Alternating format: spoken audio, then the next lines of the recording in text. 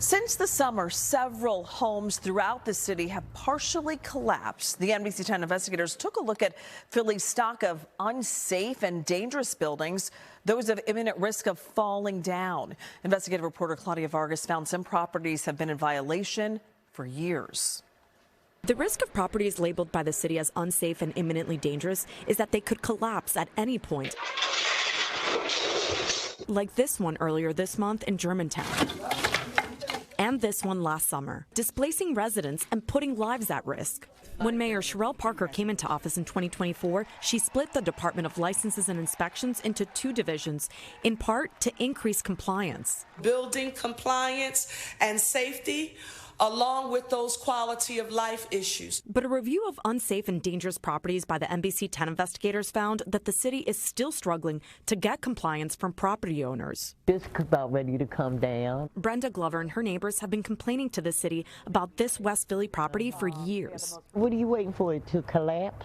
LNI deemed the property unsafe in 2022. It has failed 4 re-inspections and has 15 outstanding violations.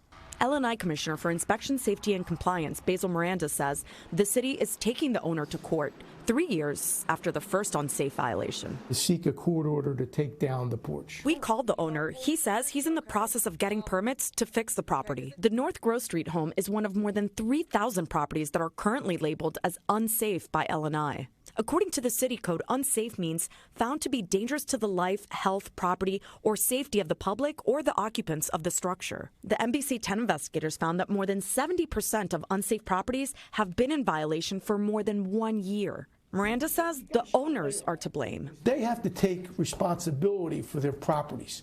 Now, but what are you guys doing to ensure compliance? We're out there doing inspections. We're out there following up on complaints. But without the owners fixing the properties, a civil engineer professor at Drexel University, Abia Gayera, says they can get worse. It can go very quickly. I mean, like if you don't fix your roof, if there's a roof leak and water ingress, water starts to get into the building, gets into the wood, rots the wood. He says buildings can quickly turn from unsafe to imminently dangerous. Imminently dangerous is the most severe category where, according to the city code, there is imminent danger of failure or collapse of a structure. That designation could result in the city tearing down the property. We found that about half of the 170 imminently dangerous buildings in the city have been like that for more than 1 year. If the risk is so imminent, why are they remaining? You have to give us a list. Give us a list of those addresses, and then we'll follow up. We shared the link to LNI's own ID data listed in the city's public database. We are still awaiting a response. The city code empowers LNI to fine property owners for every day a violation continues. It's a measure to get compliance. But Miranda says the department doesn't always enforce that part of the code because owners may not have the resources to pay the fines and fix the property. So if your opinion is that you're not going to impose the fines because they couldn't afford it, how do you get them to comply? That's the $6 million question. That's a tough question to answer.